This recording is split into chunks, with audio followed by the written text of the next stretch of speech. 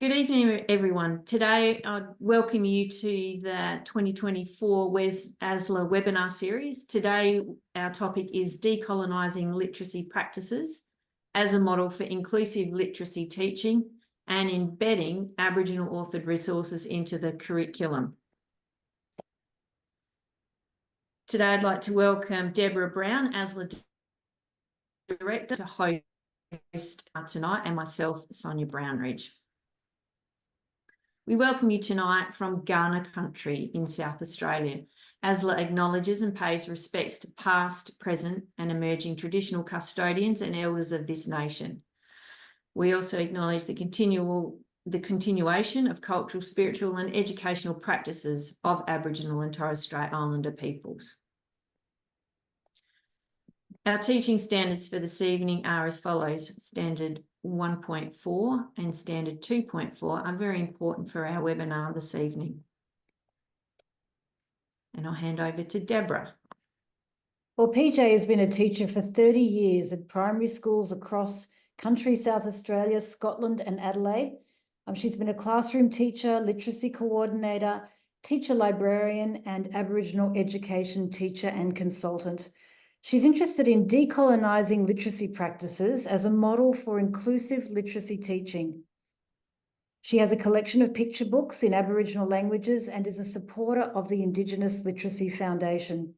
PJ is skilled at working collaboratively with communities and supporting sites with reconciliation action plans. She's highly skilled in embedding Aboriginal teaching and culture into curriculum and learning. So we welcome PJ today. Okay, PJ, I'll let you share your screen.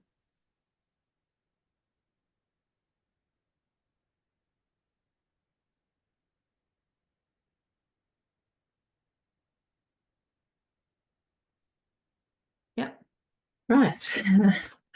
So thank you very much to Sonja and Deborah and Abby for having me this evening. Thank you to ASLA for inviting me to present this webinar today. As you heard, my name is PJ. I'm a teacher librarian and I'm currently a university lecturer in Aboriginal education in initial teacher education. My focus areas are evaluating resources, embedding Aboriginal perspectives across the curriculum using resources, Aboriginal languages and literature, decolonisation and critical self-reflection. Let me begin with the words of Amberlyn Quaymalina in the book Living on Stolen Land. There is no part of this place that was not, is not, cared for, loved by an Aboriginal or Torres Strait Islander nation. There are no trees, rivers, hills, stars that were not, are not someone's kin. And this is my acknowledgement of country, which I'm learning in Kaurna language of the Adelaide Plains. Nai Nari PJ Kartanya Edwards, Nai Pinti Miyunanki, Nai Porigasta Yatu Api, Natanai Tandanya Tikandi, Nai Tampinti Nai Kaurna Yatanga Tikandi. So what I said there was, Namani, hello, how are you? My name is PJ, firstborn Edwards. I'm a non-Indigenous person. I was born in Port Augusta. I'm now living in Adelaide, and I recognise that I'm living on Kaurna land.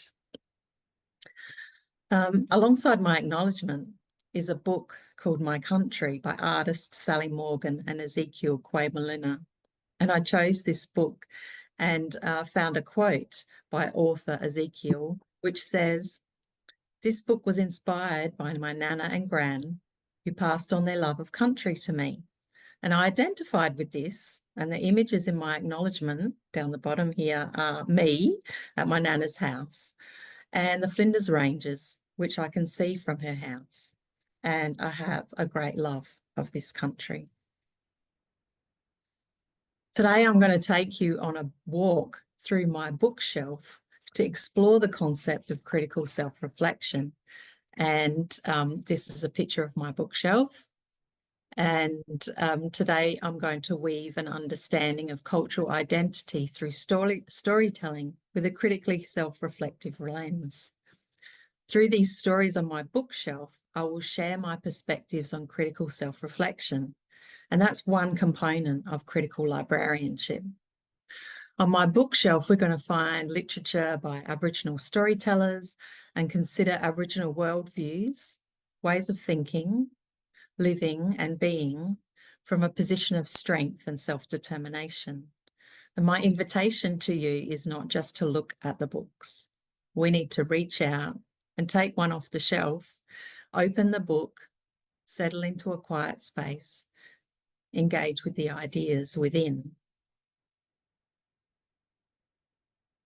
So my reasons for exploring this concept come from the lens of critical librarianship, and a brief look at some of the literature demonstrates that critical self-reflection is an important consideration. So you can see some quotes provided here that discuss power, critical reflection, and privileging certain voices over others.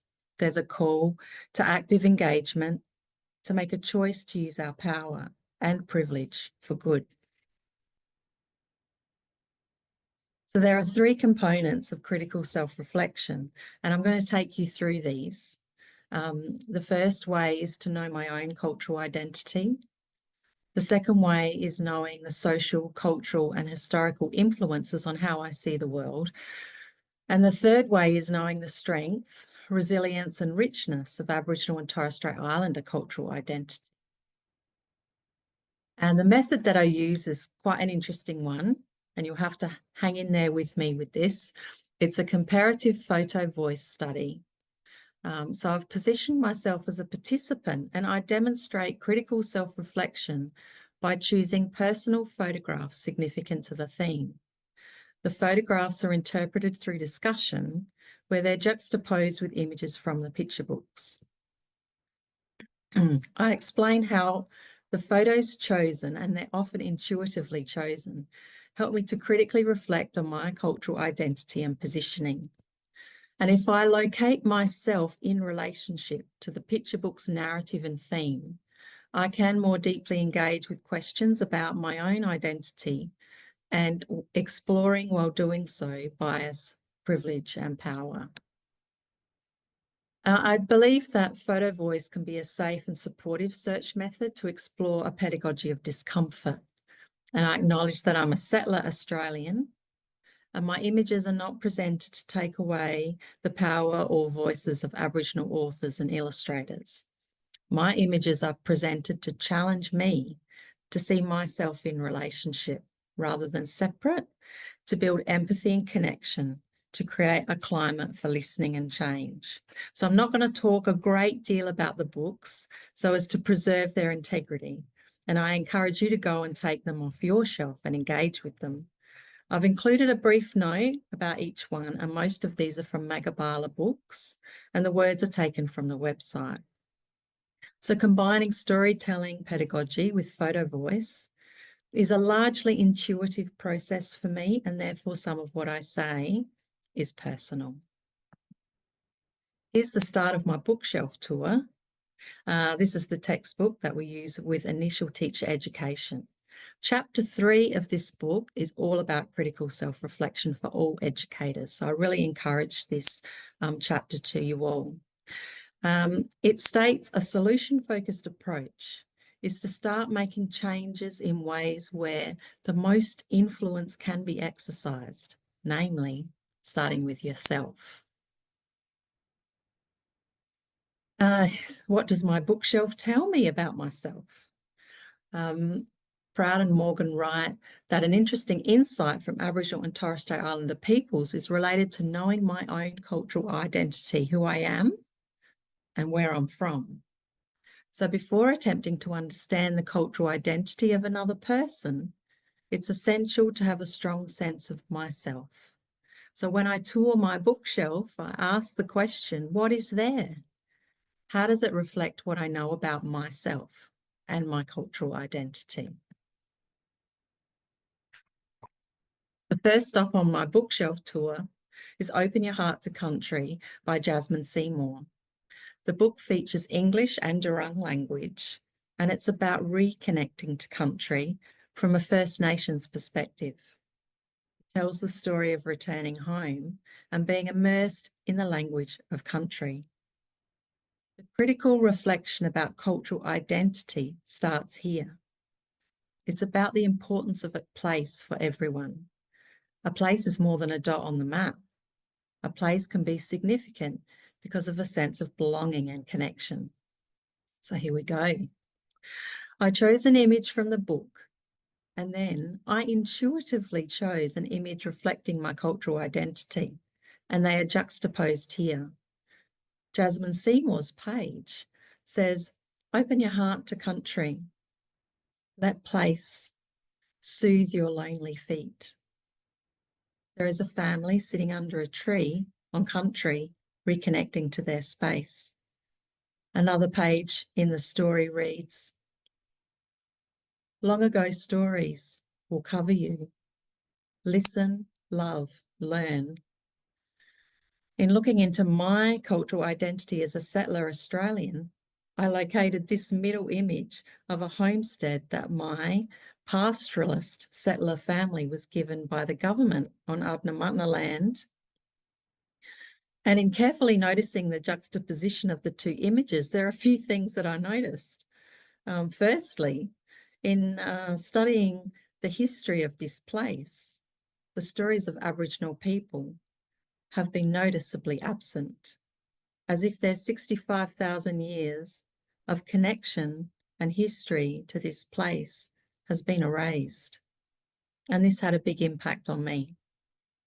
Secondly, I noticed a single tree in both images, one with First Nations people reconnecting to their place, and my image with people noticeably absent. And then I took a picture of my front yard as I felt a strong connection to the idea of the tree, and a new reflection for me has been that a single tree has been in each of the front yards of every place I've lived, traced back to this original homestead. In doing this presentation today, I have intuitively chosen images and connections back to trees. This is part of my link to the past and the present. And I found exploring this first story of connection to country on my bookshelf really interesting. There's a lot more layers to explore. I decided to continue to consider the idea of trees, so I went on a bit of a tangent, and this book didn't make it to my bookshelf because I've been driving around with it in my car for the past 2 weeks. This story, The Trees, is by Victor Stephenson. It's about taking a walk with Uncle Koo, caring for country and respecting Indigenous knowledges. While I was driving around with the book in my car, I passed a tree with quandongs on it. This is very unusual in my neighbourhood, but it is a really strong connection to my cultural identity. My family tradition from my childhood involved collecting quandongs, or urti, as it's known in Adnyamathanha language, and eating them through the warm spring and summer months. Surprisingly, when I opened the tree book yesterday, I immediately noticed these pages that you can see here, with Indigenous knowledges about caring for the fruit of the trees. And they were images of the leaves and the fruit of the quandong. I find that books can speak to me in many ways and on many levels. Often the critical self-reflection that occurs relates very closely to cultural identity, and so this book has done for me. The next stop on my bookshelf tour are books that connect to family. This book by Auntie Faye Muir and Sue Lawson is called Family, and it explores the different ways that family makes us whole. I recommend this story to teachers of young children, exploring the concept of family, as the story shows that family is about heart and home, stories and country. Family can be many things. So the pages I chose from this book feature older generations sharing stories and songs with younger generations. Also in the book it says, family, caring for twisting gum, rushing river, sighing sea. The images feature people on country and they're repeating triangle shapes. And I intuitively chose an image where there's a triangle shape. In my image, I'm critically reflecting on family on country, walking, listening to the sea. I appreciate how family is closely connected to significant places and that family can be heart and home, stories and country. Family can be many things.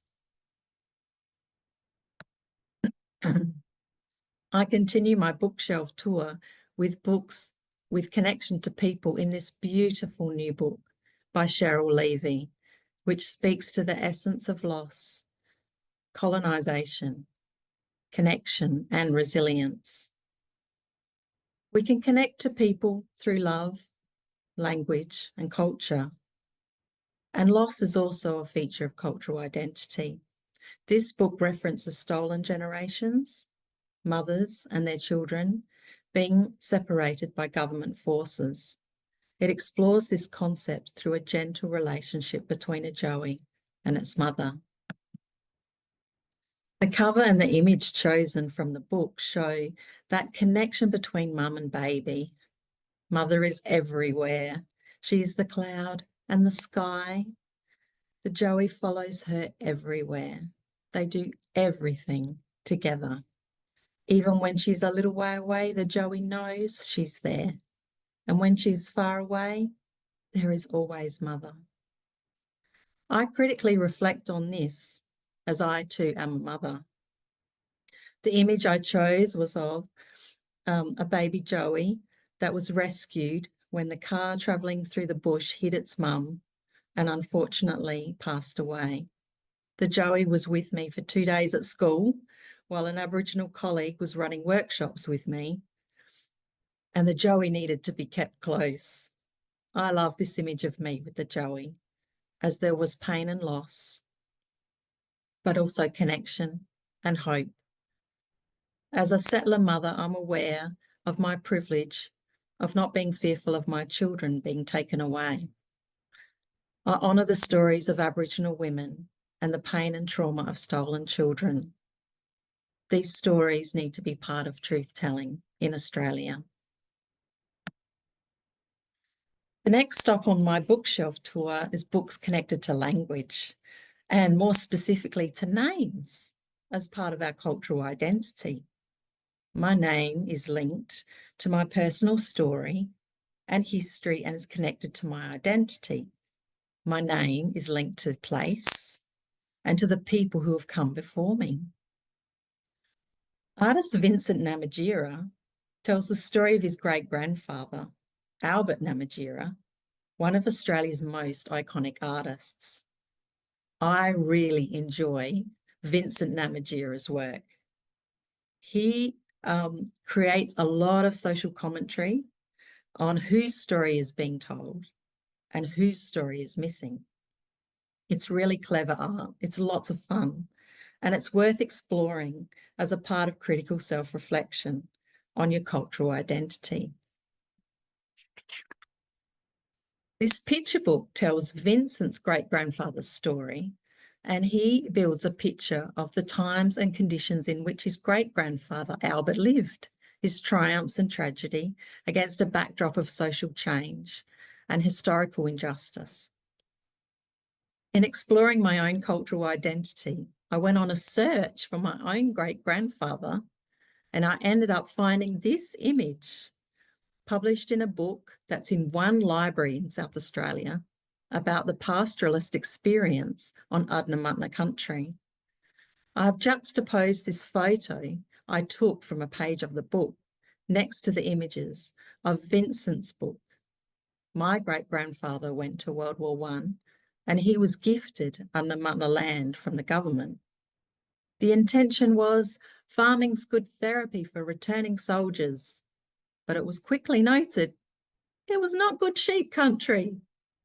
There's a lot I can critically reflect on in reading about Vincent's great-grandfather, particularly in regard to the historical injustices, stolen land, and pastoral leases. The next stop on my bookshelf tour are books connected to values. These two books are also in the series by Auntie Faye Muir and Sue Lawson. They're called Respect and Sharing. Respect teaches children the importance of family, and families show the way, and we need to listen and learn from our elders. And sharing is a gentle reminder of all the ways that sharing can make us stronger. And it says in this image, when we share, there's plenty for all. Take, use what you need. I was really drawn to the image in the centre, and I think that's because I love images of hands, and also I thought they were quandongs, but they're not, they're bush tomatoes, which I also love to see in these images. I chose images of elders sharing stories and connections from this book, and this page describes respect for elders gathered beside dancing fire. I chose an image of an older generation of my family with younger generations on Bangala land, and they too are gathered beside a dancing fire.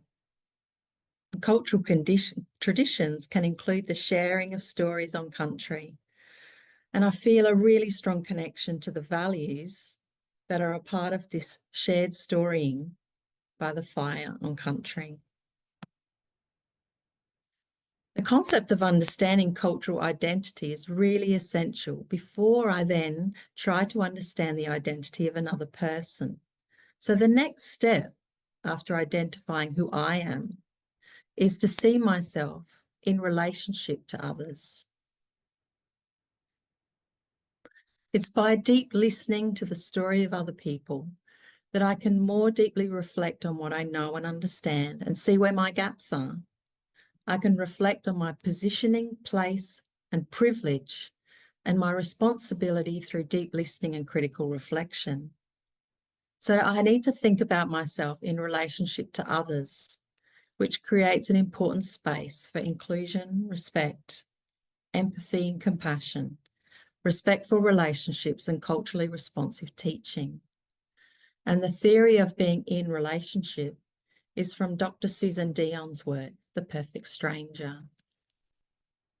So this is me in relationship to you.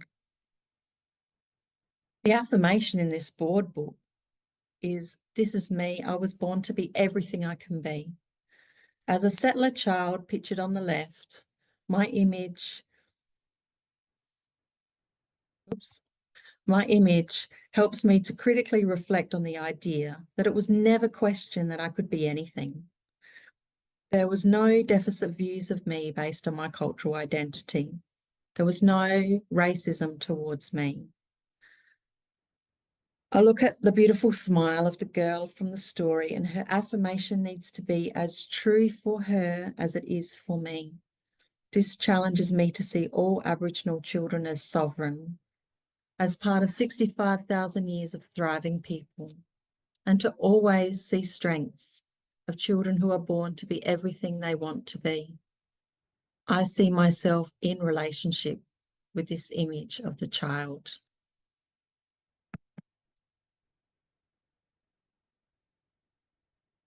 So I'm also in relationship with the land that I occupy.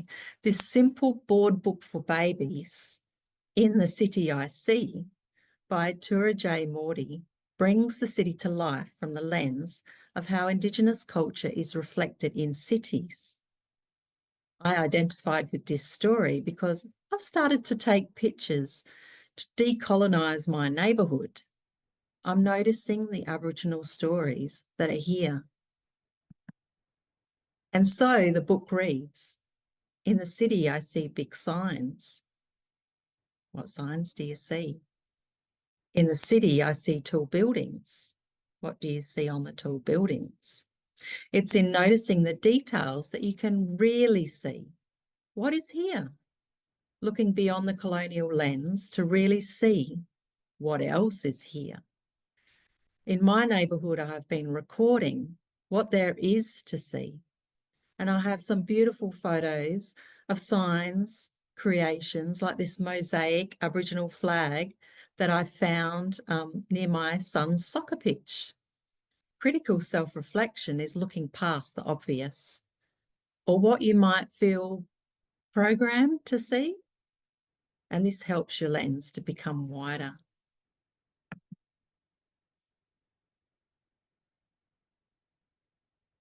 The final step on my bookshelf tour is a new edition. It's by Thomas Mayo, who released this book recently, Always Was, Always Will Be. And my photo is of his book launch event on Kaurna land that I attended. In Thomas Mayo's book, there's a page that talks about flooding the zone with truth and hope. And one of the chapters in the book is actually about critical thinking. He says, critical thinking is vital to achieving positive change. Critical thinking is the process of deciding what is true or false by using sound logic without allowing long-held beliefs, emotions, or biases to disguise reality. When we stop to listen and invite others in, we can turn the tide, bringing truth and hope to our country. And the picture on the right is from the Yes Walk in Adelaide in 2023, the sign, hope, not fear.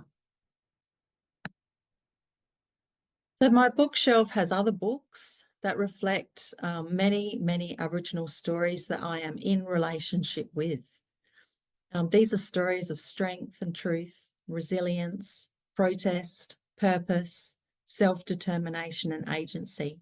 So I could talk about these all day, but I invite you to take them off your shelf, engage with them, and ask yourself some of those critically reflective questions that I've demonstrated for you today.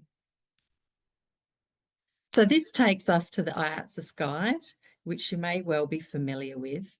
It's about evaluating educational resources, but what's significant for me is that on page 6 of this guide, it talks about critical self-reflection, where educators have to engage in the process of analysing and making judgments about their own experiences and related biases. And that's a process that involves observing, asking questions, putting facts, ideas, and experiences together to derive new meaning and self-understanding. Also on page 7 of the guide, it goes in more detail about critical self-reflection, where it requires educators, especially non-Indigenous teaching professionals, to consider their pedagogical practice and where they stand in relation to the Aboriginal and Torres Strait Islander related curriculum content that they teach. They ask these 3 really important questions. Number 1, what life experiences, early education, social media influences, television, books, or attitudes shape my choice of curriculum resources and the way I teach it? How do my own histories and biases influence how I approach curriculum resource consideration and the language that I use? And where do I stand in relation to this resource and the ideas explored within it? So in order to be able to really answer these questions, I would need to know my identity, and I need to understand my positioning and how I see myself in the world. So through the stories on my bookshelf today, I've shared perspectives on critical self-reflection as one component of critical librarianship. On my bookshelf, we explored literature by Aboriginal storytellers, engaged with Aboriginal worldviews, ways of thinking, living and being from a position of strength and self-determination. In a critically self-reflective way, using a combination of storytelling and photo voice, I saw myself in relationship to the stories, the themes and the ideas, and in doing so, considered my positioning, my place, and my responsibility. In critical librarianship, I argue that the invitation is not just to purchase these books and put them on the shelf. We need to reach out, take one off the shelf, open the book, settle into a quiet space, and consider ourselves in relationship. There's a lot to discover within. I've returned to The Tree for the final word by Amber and Quay Molina. Decolonisation is processes. It's journeys, not destinations. A series of transformations that can only be born out of and be answerable to locally based relationships with the sovereign Indigenous peoples in whose homelands settlers live, work, and play. This story begins with the tree on the cover, which shows futures. The roots go deep down into the ground because just futures must be grounded in respectful relationships with Indigenous peoples, Indigenous homelands, Indigenous sovereignties. The trunk is the structures needed for change. These include external structures like just laws, policies, decision-making processes, but also internal structures of minds and hearts, patterns of thought and behaviour towards Aboriginal peoples.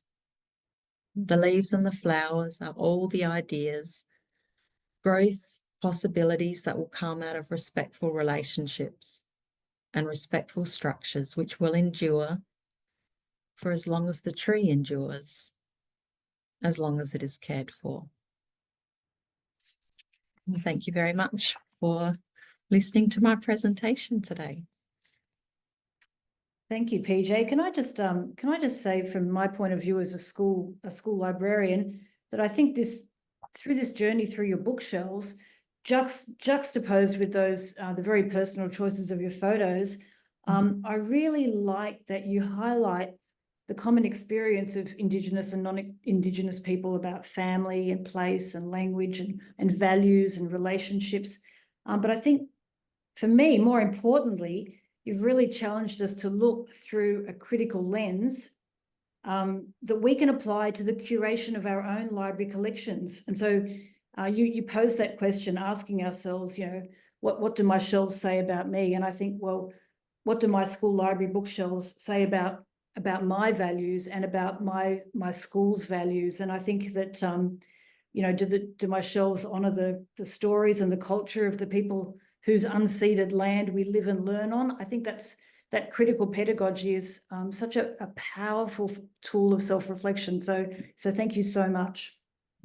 Thanks very much, Deborah. I think I've found in my journey with teacher librarianship that I've quite often had the books on the shelves and recommended the books to teachers. And the thing that I have been exploring is what stopped people from opening them and using them, and is it something that's from within?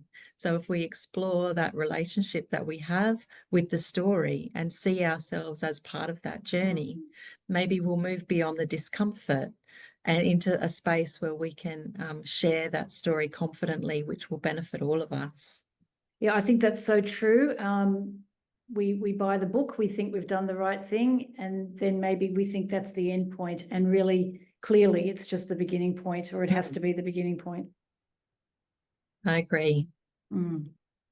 Just for me too, it's an enlightening way to look at Indigenous resources, and as you've said, my head is just going, wow, that's a really different way of doing things, and a way of bringing the two different cultures and all our cultures together. If we, put our feet in other people's footsteps and see what's similar rather than what's so different, I think our journey towards reconciliation might be a lot smoother. Yeah, absolutely. Well. Yeah. I Just did fabulous. find that there was a lot of truth telling that needed to be part of that process. So looking at what's similar and looking at what the story was behind some of the things, like my pastoralist family, for example, and seeing what story is present and what story isn't present, and that there's some similarities there, but what's missing is the truth telling. And that I'm ready for that stage. I've done some of that work, so I'm ready to embrace that next stage of exploring the truth-telling component, which I think is really important for reconciliation. It sure is. And I think that reminds me of that David Marr book, where he's talking about his family's involvement in some, unsavory, to say the least, episodes in history. This is the only way that we can move forward when we acknowledge those.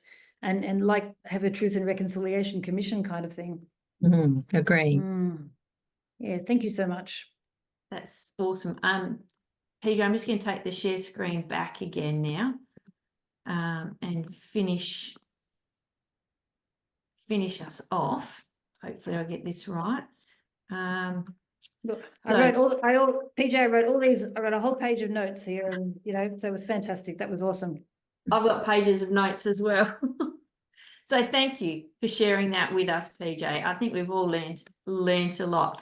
So for our ASLA members, the post-webinar information will come out to you via email. If you need more information, please contact the address on the screen. Our next webinar is on November 6th with Dr. Stephanie Smith, who's the Learning Manager from the Museum of Australian Democracy. So we look forward to that one as well. So thank you for attending tonight's webinar, and we look forward to seeing you next time around. Thank you, everybody.